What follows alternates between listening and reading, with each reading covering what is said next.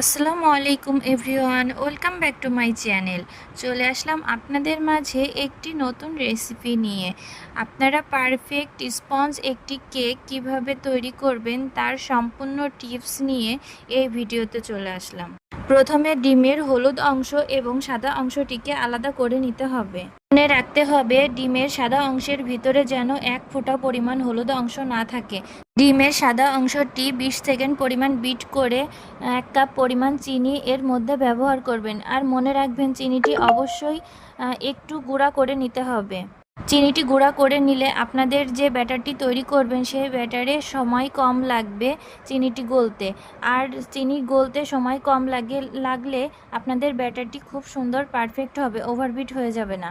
4টা ডিমের জন্য 1 কাপ পরিমাণ আপনাদের চিনি ব্যবহার করতে হবে। চিনিটি গলে গেলে আপনারা এ পর্যায়ে ডিমের যে হলুদ অংশ আছে সেটি ব্যবহার করবেন, করে 1 মিনিট পরিমাণ বিট করবেন। এরপর এর মধ্যে 1/2 চামচ পরিমাণ ভ্যানিলা এসেন্স এবং 2 চামচ পরিমাণ রান্নার যে রেগুলার সয়াবিন তেল থাকে সেটি দিয়ে 1 মিনিট ধরে বিট করে নেবেন।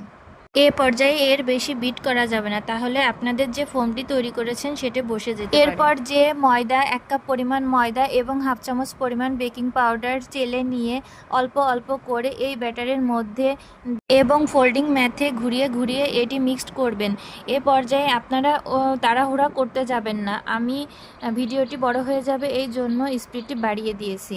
এই কাজটি আপনারা 2-3 ধাপে করবেন।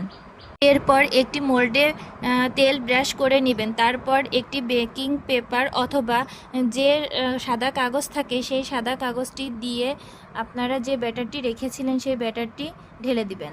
চুলায় একটি প্যান বসিয়ে তার উপরে একটি স্ট্যান্ড দিবেন। এরপর বেক করতে বসিয়ে দিবেন। 15 থেকে 20 মিনিট বেক করলেই রেডি হয়ে যাবে আপনাদের স্পঞ্জ কেক।